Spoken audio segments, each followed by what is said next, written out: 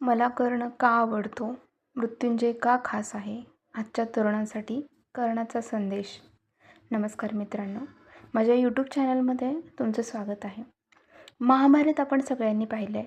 कोणाला श्रीकृष्ण आवडतात, कोणाला अर्जुन आवडतात किंवा कोणाला भीष्म. पण महाभारत संपल्यानंतरही जर एखादं पात्र मनात कायम राहत असेल तर ते म्हणजे कर्ण. आज मी तुम्हाला फक्त कर्णाची कथा सांगणार नाही, तर मी तुम्हाला सांगणार आहे की कर्ण का इतका स्पेशल होता, का त्याचं व्यक्तिमत्व मला आवडतं, मी नेहमी कर्णाच्याच व्यक्तिमत्वाची का चर्चा करते आणि आजच्या तरुण पिढींना किंवा तरुणांनी कर्णाकडून नेमकं काय शिकायला पाहिजे. तर मित्रांनो, कर्ण हा महाभारतातील फक्त योद्धा नाही, तर तो संघर्षाचं जिवंत उदाहरण आहे. कारण कर्णाला आयुष्यात काहीच सहज मिळालं नाही. आपण बऱ्याच गोष्टींची नेहमी तक्रार करत असतो, मला हे नाही, मला ते नाही. पण जन्म झाला राजपुत्र म्हणून, पण आयुष्य जगावं लागलं सूतपुत्र म्हणून. त्याच्याकडे प्रतिभा होती, पण समाजाने त्याला कधीही संधी दिली नाही. त्याच्यात क्षमता होती, अर्जुनापेक्षाही तो खूप मोठा योद्धा होता, पण त्याला सतत कमी लेखलं गेलं. आणि म्हणूनच कर्ण आजही प्रत्येक त्या व्यक्तीच्या जवळचा वाटतो, ज्याने आयुष्यात अपमान सहन केला आहे, ज्याला लोकांनी कमी समजलं आहे, ज्याच्याकडे टॅलेंट होतं पण ओळख नव्हती. कर्ण विशेष का वाटतो? कारण कर्णाची महानता त्याच्या विजयात नव्हती, तर त्याच्या स्वभावात होती. तो आयुष्यभर हरत गेला, पण तरीही त्याने दान सोडलं नाही, मैत्री सोडली नाही आणि स्वाभिमान सोडला नाही. आजच्या काळात लोक फायदेशीर नातेसंबंध ठेवतात, कामं झाली की माणसं बदलतात, पण कर्णाने शेवटच्या श्वासापर्यंत दुर्योधनाची साथ सोडली नाही. कारण त्याच्यासाठी मैत्री म्हणजे स्वार्थ नव्हता, तर निष्ठा होती. बऱ्याच वेळा दुर्योधन चुकलाही आणि कर्णालाही त्या दुर्योधनाबद्दल माहिती होतं की कधीतरी दुर्योधन चुकत आहे, पण तरीही त्याने साथ सोडली नाही. मला कर्णाचं सर्वात जास्त काय आवडतं माहिती आहे का? त्याची दानशूरता जी आहे ना, ती प्रचंड भावते. मित्रांनो, कल्पना करा, एका माणसाला माहीत आहे की त्याचं कवच कुंडल त्याचं संरक्षण आहे. ते गेलं तर मृत्यू निश्चित आहे. मृत्यू कधीही येऊ शकतो, कुठल्याही क्षणी येऊ शकतो, तरीही तो ते दान करतो. आज लोक छोट्या छोट्या गोष्टींसाठी स्वार्थ बनत चाललेले आहेत आणि प्रत्येक गोष्टीमध्ये लोक स्वार्थ बघतात. पण कर्णाने स्वतःचा जीव धोक्यात घालून दान केलं, म्हणूनच तो दानवीर कर्ण बनला.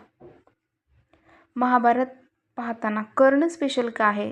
तर महाभारतातील बाकी पात्रांना साथ होती, पण कर्ण कायम एकटा होता. अर्जुनाकडे विश्वाचा, ब्रह्मांडाचा नायक म्हणजेच श्रीकृष्ण, भगवान श्रीकृष्ण हे स्वतः अर्जुनाकडे होते. पांडवांकडे धर्माची बाजू होती, भीष्माकडे सत्ता होती, सेना होती, पण कर्णाकडे काय होतं? काहीच नव्हतं, फक्त संघर्ष होता. तरीही तो उभा राहिला, तो लढला, तो हार मानला नाही. आणि म्हणूनच महाभारतात कर्ण हरला तरी मन त्याच्यासाठी रडतं. मृत्युंजय ही कादंबरी एकदा तुम्ही जरूर वाचा, मीही स्वतः वाचलेली आहे. मृत्युंजय कादंबरी एवढी स्पेशल का आहे? तर मित्रांनो, जर तुम्हाला कर्णाला खऱ्या अर्थाने समजून घ्यायचं असेल तर मृत्युंजय ही कादंबरी वाचलीच पाहिजे. खूप छान कादंबरी आहे आणि खूप त्याच्यामध्ये डीप अर्थ मावलेला आहे. ही फक्त कादंबरी नाही, ही कर्णाच्या आत्म्याची वेदना आहे, कर्माची जीवन कहाणी आहे. कर्णाने काय काय सोसलं ते सगळं त्या कादंबरीमध्ये खूप छान पद्धतीनं व्यक्त केलेलं आहे. मृत्युंजय ही कादंबरी शिवाजी सावंत यांनी मराठीतील ते हे खूप महान व्यक्तिमत्व, महान साहित्यिक होते, त्यांनी ही कादंबरी लिहिलेली आहे. मी स्वतःही वाचलेली आहे. त्यांनी म्हणजे शिवाजी सावंत यांनी अनेक वर्ष महाभारताचा अभ्यास केला, कर्णाच्या जीवनाचाही अभ्यास केला आणि त्यानंतर त्यांनी मृत्युंजय ही कादंबरी लिहिली.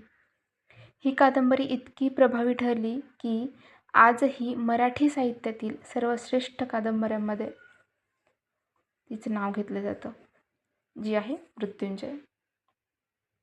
कारण ही कादंबरी कर्णाला खलनायक म्हणून दाखवत नाही, तर माणूस म्हणून समजावते. त्याच्या वेदना, त्याचा अपमान, प्रेम, स्वाभिमान, संघर्ष आणि एकटेपणा हे सगळं इतक्या खोलवर दाखवलं आहे की वाचताना अनेक वेळा डोळ्यातही पाणी येतं. मृत्युंजय वाचल्यानंतर लोकांना महाभारत वेगळ्या नजरेतून दिसायला लागतं. आजच्या तरुणांसाठी कर्ण हा एक इन्स्पिरेशन आहे. का तुम्ही सांगते? आजचे जनरेशन खूप पटकन हार मानते. लोकांनी टोमणे मारले की आपण तुटतो, 2 वेळा अपयश आलं की कॉन्फिडन्स संपतो, साथ सोडली की आपण एकटे पडतो. पण कर्ण आपल्याला शिकवतो, वाईट परिस्थितीमध्येही, म्हणजे कितीही वाईट परिस्थिती आली तरी स्वतःची किंमत कमी समजू नका. लोक तुमचा अपमान करतील, पण तुमचं कर्म तुमची ओळख बनवतं. आयुष्यात सगळं मिळालं नाही तरी स्वाभिमान सोडू नका.